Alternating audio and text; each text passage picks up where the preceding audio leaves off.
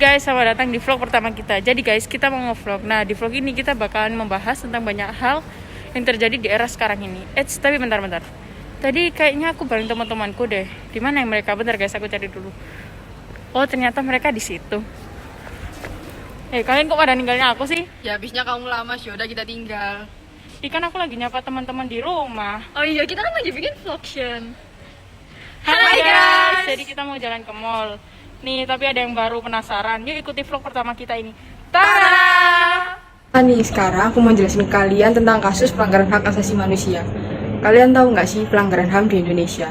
Nah, sebelumnya, pelanggaran HAM atau hak asasi manusia itu adalah setiap perbuatan seseorang atau kelompok orang, termasuk aparat negara, baik disengaja maupun tidak disengaja, atau kelalaian secara hukum mengurangi, menghalangi, membatasi, dan mencabut hak asasi seseorang atau kelompok orang yang dijamin oleh undang-undang dan tidak mendapatkan atau dikhawatirkan tidak akan memperoleh penyesalan hukum yang adil dan benar berdasarkan mekanisme hukum yang berlaku. Contohnya, di Indonesia banyak kasus-kasus pelanggaran HAM yang kini belum diusut sampai tuntas.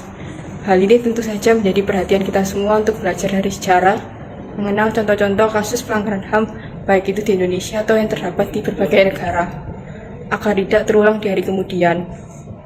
Coba kita bayangkan betapa kejamnya negara kita dahulu, di saat HAM ibarat tulisan dan nama saja yang tak berfungsi apa-apa. Tentu kita semua tidak ingin berada di masa tersebut, yang terdapat banyak pelanggaran-pelanggaran hak asasi manusia, baik yang ringan maupun yang berat.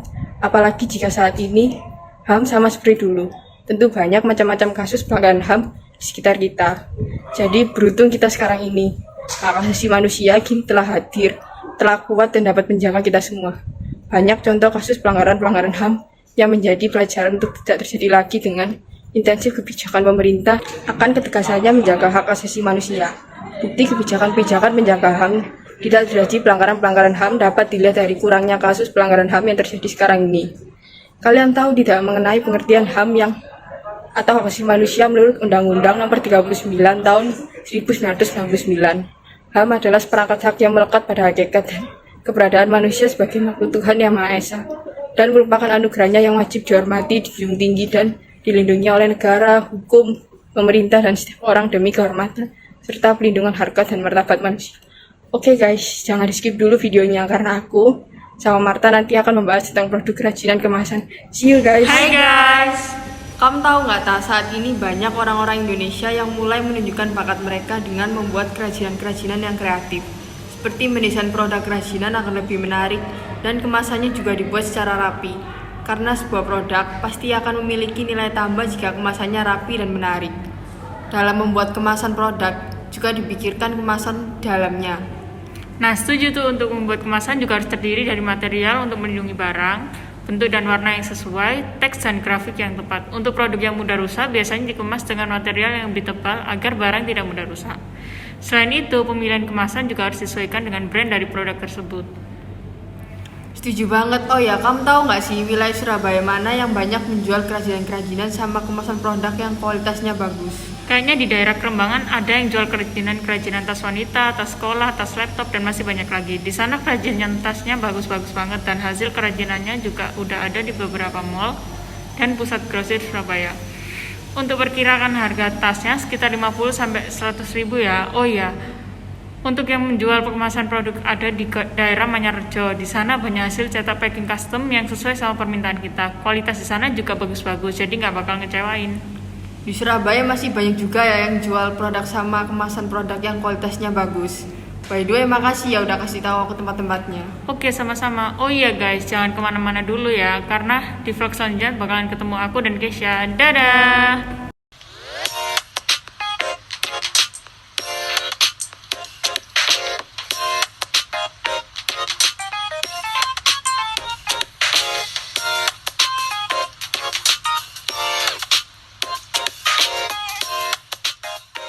Hai guys, aku sama Marta. Ini kan lagi di Tunjungan Plaza.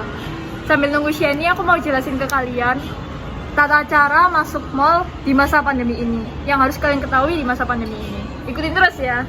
Halo semuanya. Jadi di masa pandemi sekarang ini kita sudah mengalami perubahan yang begitu cepat. Yang kita rasakan dan perubahan tersebut harus kita terima seperti sekarang ini.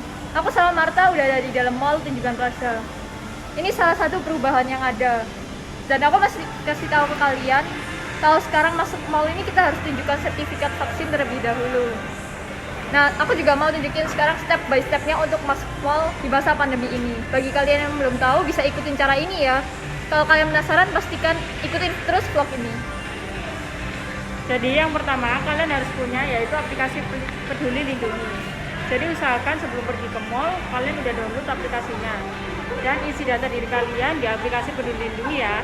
Oh ya, jangan lupa kalian pastikan bahwa kalian sudah menerima vaksin biar bisa masuk mall di masa pandemi ini.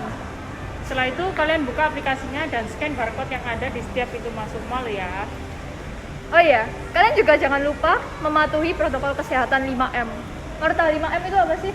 Jadi 5M itu memakai masker, menjaga jarak, mencuci tangan, menghindari kerumunan, dan mengurangi mobilitas. Yaudah ya guys, segitu dulu penjelasan dari kita tentang tata cara masuk mall di masa pandemi ini. See you! Dah.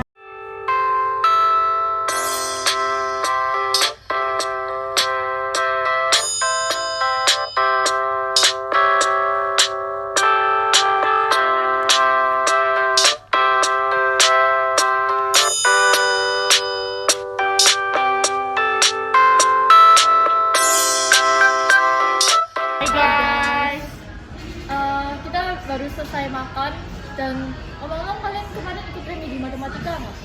Oh, yang ukuran statistika itu. Aku sih udah, tapi soalnya lumayan susah. Sama aku juga kesusahan sih kemarin pas kerjain soalnya. Ternyata soalnya gampang loh, sini aku ajarin.